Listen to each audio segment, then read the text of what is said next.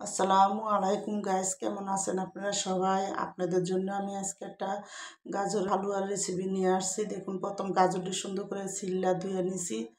ধুয়ে তারপরে দেখুন এভাবে করে গাজরটি কুচিয়ে নিলাম।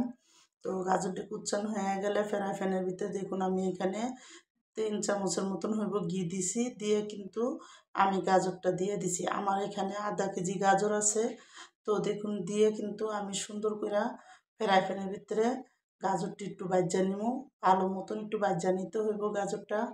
ঘিয়ের সাথে ভালো করে গাজরটা ভাজা তারপরে করবো। তো দেখুন ভালো মতন গাজরটা ভাজতেছি। গাজরে কোনো পানি কিন্তু দেখুন এখন নাই, শুকায় আইতেছে। তো গাজরের পানিটা যখন ভালো করে শুকায় আইব তখন আমি এখানে চিনিটা দিয়ে দিব। তো দেখুন ভালো মতন কিন্তু আমি গাজরটা বারবার লাইরা লাইরা মানে শুকাইতেছি। তো এখন আমি এই কাপটা দিয়া 1 কাপ চিনি দিয়ে দিলাম এখানে।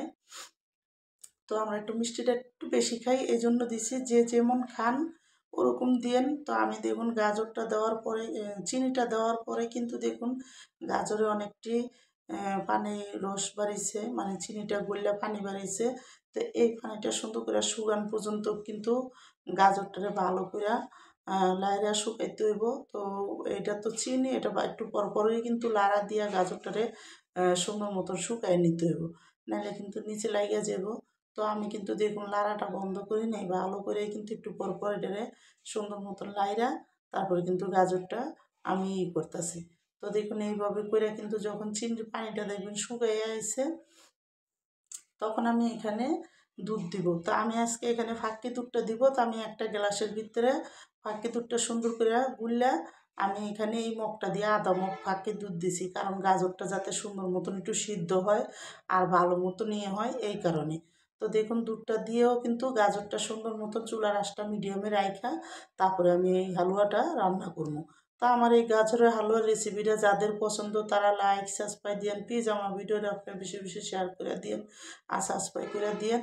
তো দেখুন এইভাবে করে কিন্তু আমি এখন সুন্দর মতন এই গাজরের থেকে এই দুধের পানিটা শুকান পর্যন্ত হালুয়াটারে আমি ভালো করে করবো। তো যখন দেখুন শুকিয়ে আইছে তখন কিন্তু আমি এখানে আরও 4 চামচ ঘি দিয়ে দিলাম, কারণ আমরা একটু ঘিটা বেশি খাই এই জন্য। দিয়ে কিন্তু দেখুন এখানে উপরে দেওয়া আমি কতটুকু ফাঁকি দুধ দিয়ে দিলাম। এই ফাঁকি দুধটা কিন্তু মাওয়ার কাজ করে। তো উপরে দিয়ে দিলে সুন্দর মতন আরও মজা লাগে এই হালুয়াটা খাইতে। তো দেখুন এইভাবে কইরা কিন্তু আমি একটা সুন্দর মতো শুকাইয়া গাজরটা কিন্তু একবারে করে নিছি। যখন পেনের থেকে দেখবেন উঠে যেতেছে লাড়া দিলে তখন মনে করবেন যে হালুয়াটা হয়ে গেছে। তো আমি এখন দেখুন গাজরের হালুয়াটা একটা বাটির ভিতরে সুন্দর করে সেট করে নিয়ে নিতেছি। তো আমার গাজরের হালুয়াটা কিন্তু দেখুন সুন্দর মতন হয়ে গেছে। আমি কিন্তু এখন রেখে দিলাম।